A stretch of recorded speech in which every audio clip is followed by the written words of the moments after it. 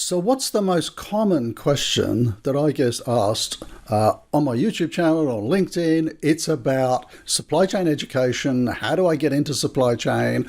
And today we're going to be talking to Sarah Barnes-Humphrey about that because Sarah is supply chain through and through. She came into supply chain through a family business. So, that's coming right up.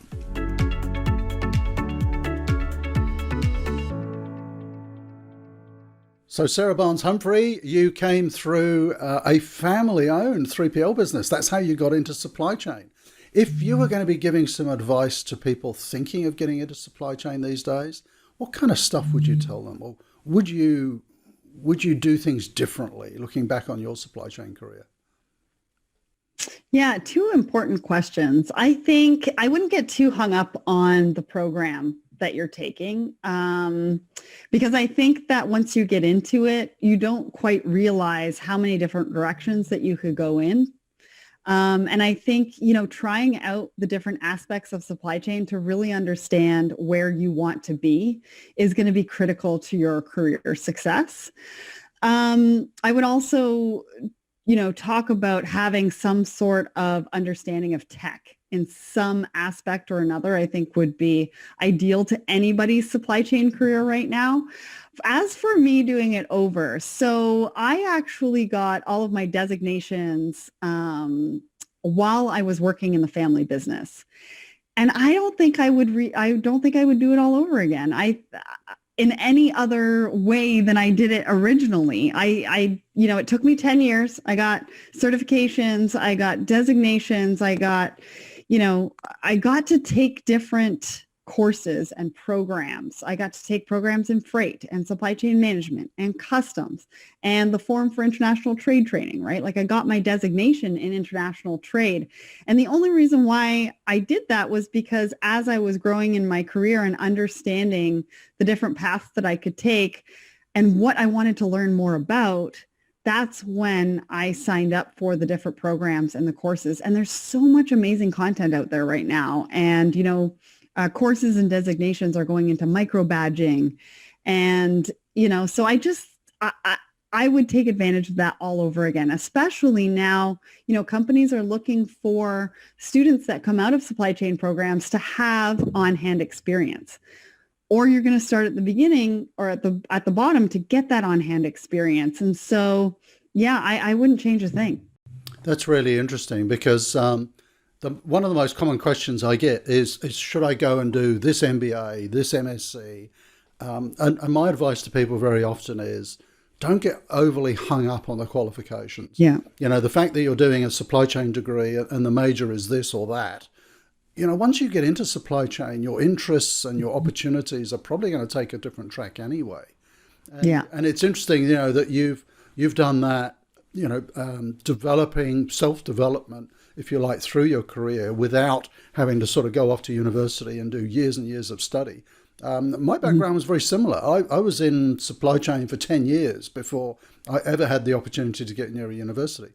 And I think what was a great combination was that when I did get that sort of formal qualification, I had the practical experience to fall back on as well. And I think that's really powerful. And people, I think it might be a cultural thing as well. In some parts of the world, people feel they have to have, the first degree, the master's degree to be able to get on in the world. But I'm not sure that's true. What's it like in your part of the world? Yeah, I would agree with you on that. I mean, on-hand experience is just as important. I mean, if you're going to be a lawyer or you're going to be a doctor, I mean, you do need those degrees to be able to pursue that kind of career. I think supply chain is a little bit different. I don't think you're really going to know where you want to land until you get into it, until you start. I say this to my kids all the time, until you need to go out and try something. Until you try something, you never know whether you like it or you don't like it. And it could lead you on a completely different and unique path than you thought that you were going to go on. And most of the women in supply chain that I, interview talk about that in the interview is about their journey to success and how it was not what they thought it was going to be and how it took so many different turns. And that's where you get the opportunity. And that's what makes a career. It's interesting. I was talking to an old friend of mine, Mark Powell, who he started off his working life as a coal miner, and he's younger than me, and he's just retired. He's retired as the CEO of a multi-billion-dollar retailer. Wow. And I'll put a link down below to that video. But his approach was, it's almost like the Richard Branson approach, you know. If someone gives you an opportunity, go for it. And if you don't feel quite prepared, don't worry about it.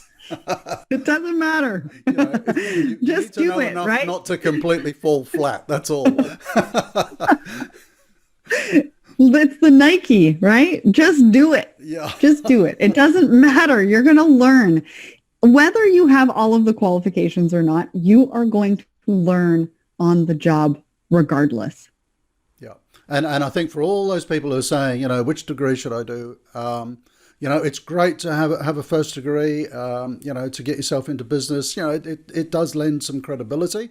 Absolutely. If you're looking at further study, I'd agree with Sarah, you know, wait and see what your interest is. You know, try a few things out, you know, in industry, in different parts of supply chain, and then start to specialize. You know, there's nothing like getting out there and trying it. And, you know, who wants to study procurement for 3 years and then 6 months into it, you discover you don't actually like it. Yeah, or take a look at the associations and the workshops and the courses that they have in different aspects of supply chain. And take some courses outside of what you normally do in tech, right? You know, whether it's data, whether it's coding, something, you've got to understand something of tech in your supply chain career. Great tip. Understand tech. If I was going to add a second area, it would be finance. Yes. Everything in supply Good chain call. is around finance and numbers, so you've really got to understand numbers. Okay, well, that's a really interesting journey in supply chain for yourself. So what are you doing in supply chain now, Sarah? Well, I'm the founder and host of Let's Talk Supply Chain podcast, and I'm also CEO of Ships, which is a new tech platform that we just launched. So really exciting times. It's a great time to be in supply chain. I mean, you have to agree with me on that, right? Oh, absolutely. Absolutely. I wish I could wind back the clock 30 years or something. I've been in supply chain over 40 years. It's getting embarrassing. You know, I think I ought to kind of shuffle off into the corner. No, you bring a lot to this industry. Thankful for what you're doing in the industry and bringing value and bringing, you know, people like us together to talk about it. That's great talking to you today, Sarah. We'll put a couple of links down below to your podcast and to your tech company, because people might want to check those out. So to summarize, if you're thinking of getting into supply chain, yeah, you know, qualifications are important, but practical experience is too. So maybe try and get the blend of both. Thanks for watching, and we'll see you next week.